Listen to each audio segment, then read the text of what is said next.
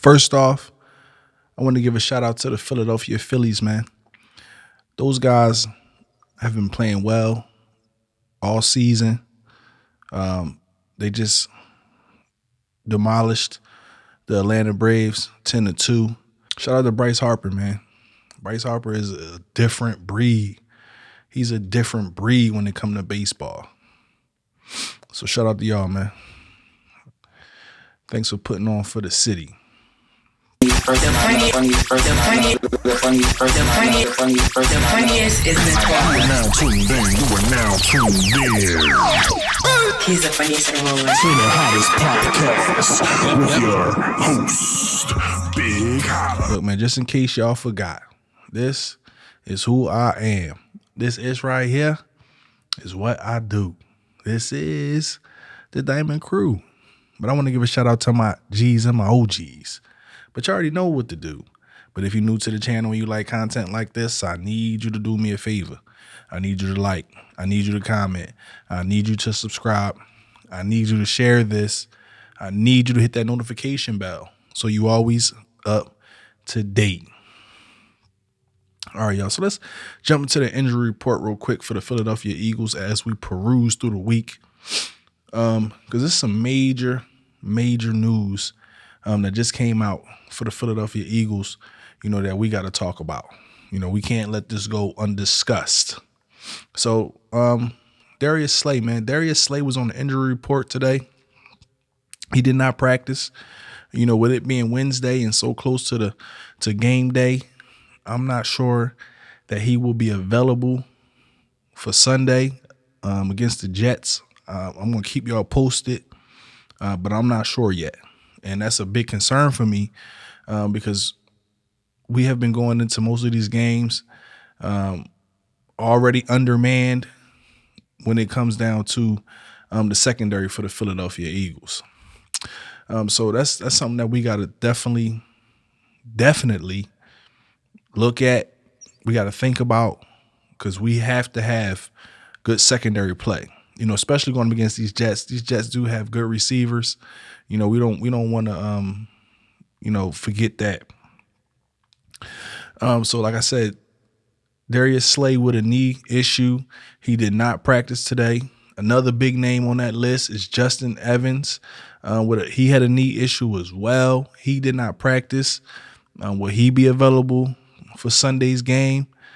We do not know yet. Like I said, I'm going to keep y'all posted on that.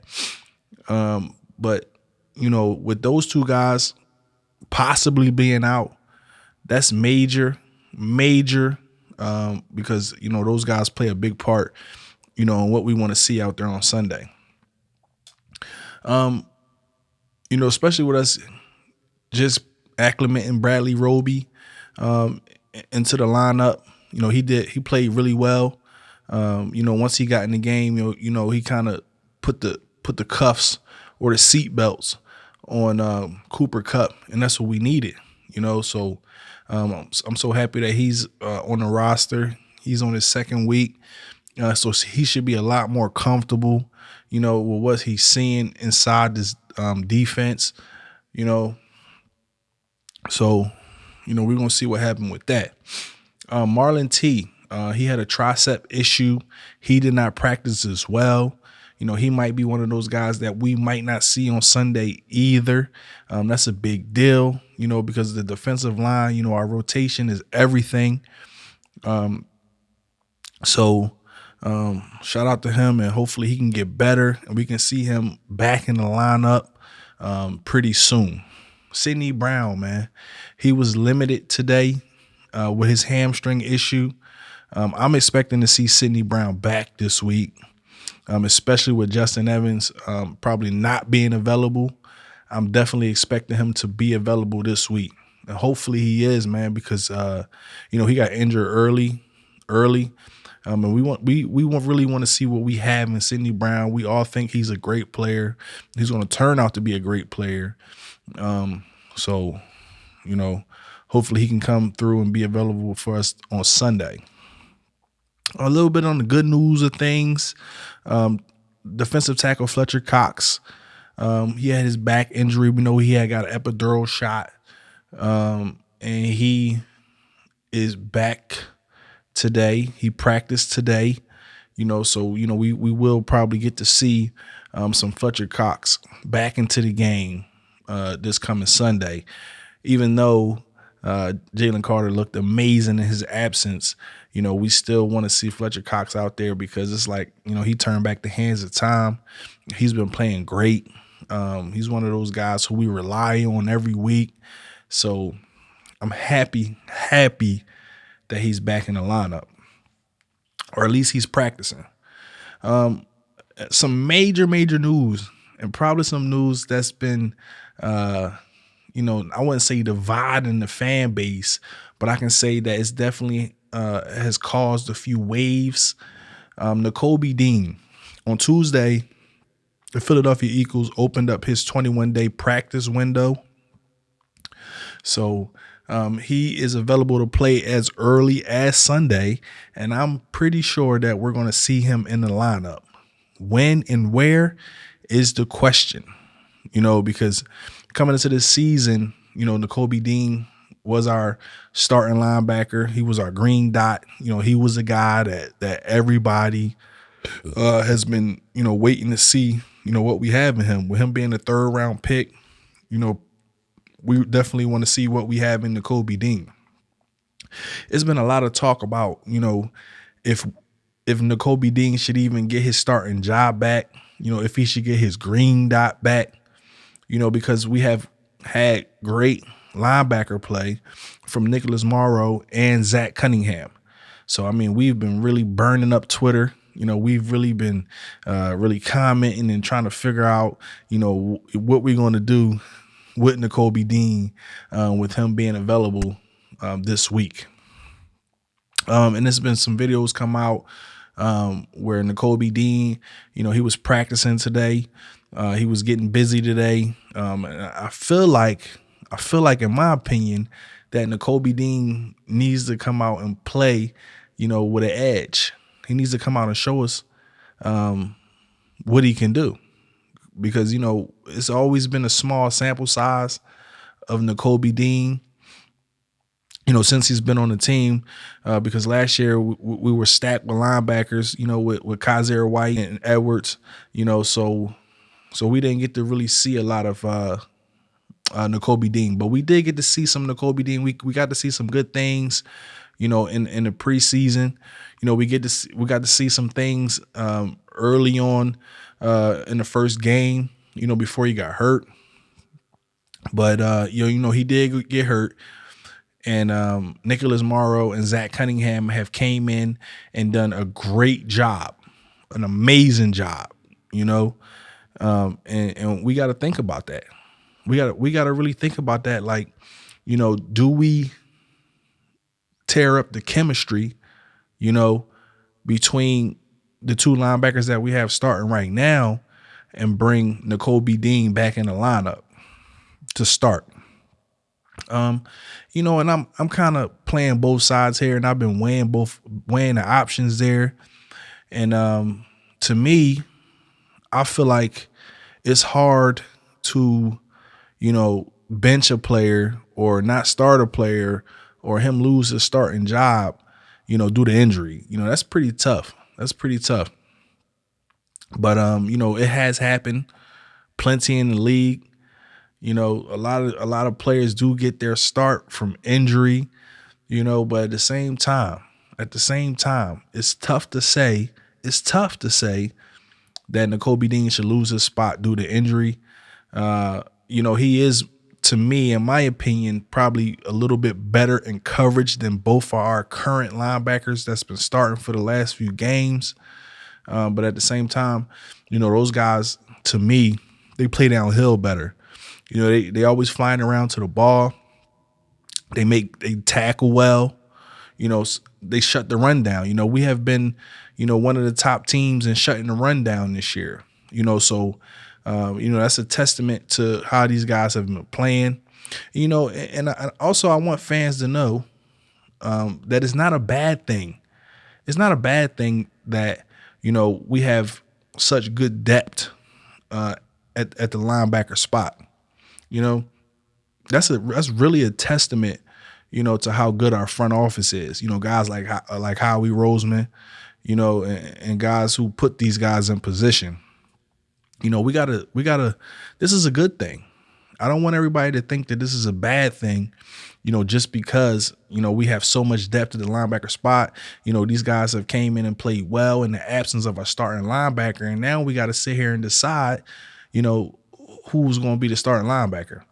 But, if I had to make a pick, to me, I would have to, make some adjustments if I'm showing the side, to get these guys rotating, to at least find out, what we have in Nakobe Dean, because the time is now to find out if we have anything there. I feel like we do. I feel like Nakobe Dean is a good player, but this is the time where we have to find out, if he's perfect for this team, if he's perfect for the Sean Desai scheme. We already seen that in this scheme, you have to be a well tackling linebacker, and you also have to be able to play a little bit of coverage as well. So is there a way for us to rotate these three guys inside the lineup, to get the best out of them? Like maybe when you see Jordan Davis in there and you seeing Jalen Carter in there, maybe you starting to see a little bit more Morrow and Cunningham on our running downs, right? And then maybe, just maybe, we can probably see a little bit of Nakobe Dean, on 3rd and 7 and 3rd and 10, those passing downs. But if I had to pick a starter, it would be hard for me to put Morrow on the bench, man, because Morrow has been playing amazing. And as you already know, I've been vouching for Nicholas Morrow ever since they cut him. And then he cleared waivers and he was added back to the roster. I was just extremely happy, that he was added back to the roster, after we cut him. I just thought another team would probably pick him up, because I always thought that Nicholas Morrow was a good player. I thought that he would do good things for this team. And in my defense, he has been playing well. But it would be hard for me to put Morrow on the bench right now, to be honest. To be exactly honest, because I think he's such a good player. Do I think he's better than Nakobe Dean? I don't think I can say that. I can't say that, because the sample size from Nakobe Dean has been so minute that how can I say that? But I do think that Nicholas Morrow should be a starter, in my opinion, and I definitely think if we have to say. We have to probably put Nakobe Dean as a starter as well. But both of those guys are inside linebackers. So how do you do that? It's all a scheme, man. It's all how Sean Desai run this scheme. He's gonna have to. It's imperative that he does find a way to input these guys into the roster and into the game, and make sure that they're out there making great plays. So, in conclusion of that, I would have to start Nicholas Morrow, but I'm not going to say start Nicholas Morrow over Nakobe Dean. I say if I had to pick two linebackers, I would probably try to start Nicholas Morrow and Nakobe Dean.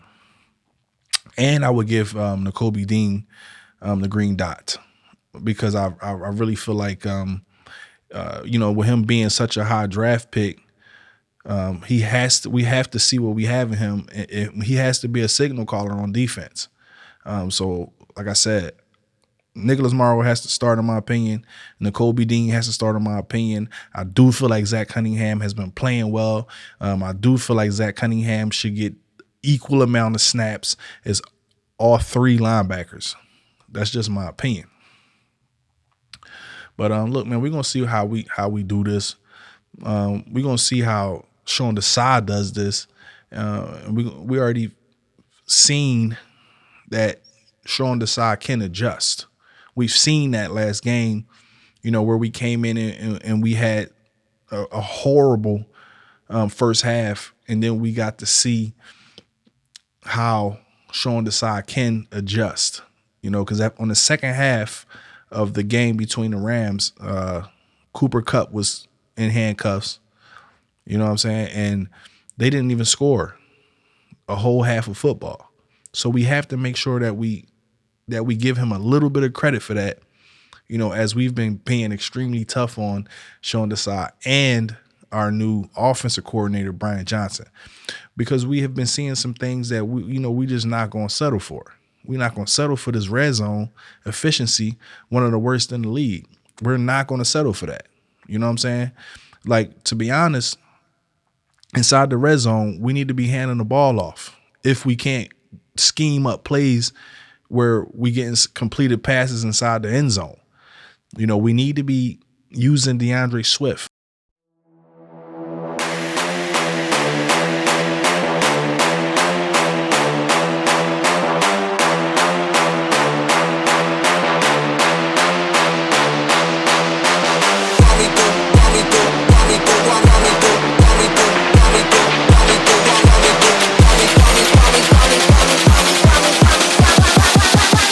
Me do my two-step. One of the best running backs in the league this year, and every time that he gets the ball inside the red zone, most of the time, majority of the time, it results in a score. So, in my opinion, we need to make sure Kenneth Gainwell is not in the game when we in the red zone, because most of his trips in the game during the red zone, we don't score on those drives. We don't score.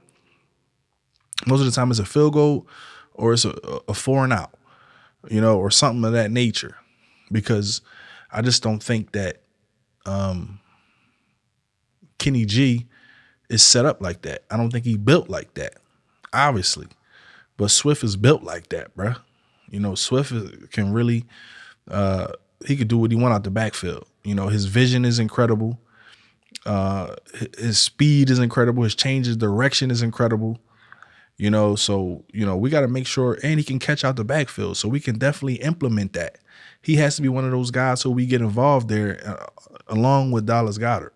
Last game, one of my keys to victory last game was getting Dallas Goedert involved. And to be honest, man, Dallas Goedert had a amazing game. He had an amazing game last week, and he was one of the reasons why we won. So this is not a bad thing. None of this stuff that we're discussing is a bad thing. But if we want to talk about the things that we need to improve going forward, it's definitely going to be the red zone efficiency, the play calling inside the red zone. It's going to also be the play calling from Brian Johnson. I don't want to see all of these design runs with Jalen Hurts. We're looking at the play last week where he almost hyperextended his ankle. Most of the time, that type of play will put a player out for weeks at a time. You know what I mean? But Jalen was strong enough to get through that injury, and that one was so close. It was so close, man. It's so close that I hate watching that video back, because without Jalen, this is a totally different team. Totally different team. Marcus Mariota is not it, and that's just my opinion. If Jalen is not in the game and Marcus Mariota is in the game, the way I feel about our chances of winning is totally different. With Jalen in the game, our chances of winning is extremely high. Just look at how many games he has won, regular season, over 20. Only one loss. So our chances of winning is through the roof when Jalen's in the game. So we got to make sure we protect Jalen at all costs. And the way we do that is by calling plays that's beneficial for him and not putting him in harm's way. Coaching means you have to put these players in the perfect position to be successful. And if Jalen is running every other play, it's not going to help us. It's not going to help us. You know what I'm saying? So we got to make sure we do what we got to do. So I'm not going to sit here and let Sean Desai off the hook either. because I've seen some plays from Sean Desai, some play calling from him that wasn't it. We was getting toasted that first half last week between Cooper Kupp and Puka Nacua. Those guys were really doing us. It was really doing us bad last week because of the play calling and how Sean Desai put these guys in position. Luckily, he was able, to adjust and make sure we walked out there with a dub. More than a double-digit dub too.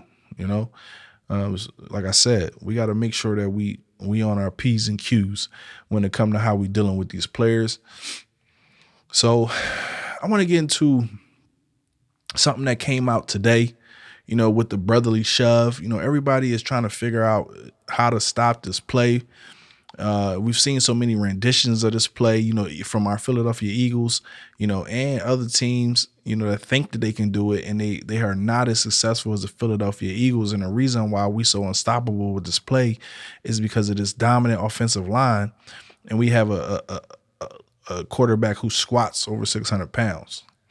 So we got to make sure that we keep doing this play, because nobody can stop it. It's unstoppable for us. It's stoppable for everybody else, but for other teams, they having issues with it. And Saleh said, the head coach for the Jets, he said that he's planning on trying to stop this play, the brotherly shove, by sending 11 players to Jalen Hurts and making him and giving him 11 kisses. And if you think 11 kisses is going to stop my quarterback, then you got something else to think about. Because we run that play because we've been running that play for the last 2 years, and nobody's seen to stop it yet. And kisses is not going to stop it. So the way to stop it is for y'all is to probably get y'all trenches together. A lot of these teams right now got these losing records because they trenches not together. Our trenches is in order. Even with Sewell Petta coming in and playing the way he's been playing, man, he's been playing amazing in the absence of Cam Jurgens. So we are in position to be successful this whole year as long as we can keep the players healthy that we need to keep healthy. I mean, that's everything for us is injuries. And last year we were one of those teams who remained healthy all year, and and it got us to the promised lands. So we need to make sure we do that this time as well. But kisses ain't gonna stop my quarterback. Man, ain't gonna do it. Find another way to do it, man. Find another way to do it, because that ain't it. At some point this week, I want to come out with a preview for the Eagles and the Jets. I just got to find time to do it, but at the same time, it's coming. It's coming. It's coming. I love doing reviews for the game. I love putting this team on a pedestal because I love them. Those are my guys out there, all the way from the coaching staff, Nick Sirianni, the front office, Jeff Lurie. I just want to thank y'all, because I feel like this is the time to be an Eagle fan. As we, me growing up as a fan, I had to go through a lot of crappy seasons, a lot of seasons where we were barely over 500, a lot of seasons where we weren't 500. And since Jalen has taken over this team, especially the last 2 years, I have been seeing the things that I want to see from my team. But it is what it is. But if you're still watching this, man, and you still tuned in and you felt like this video helped you out, do the channel a favor. Like, comment, subscribe, hit that notification bell so you always up to date. You know what I mean? Because I'm always going to bring that work. But for now,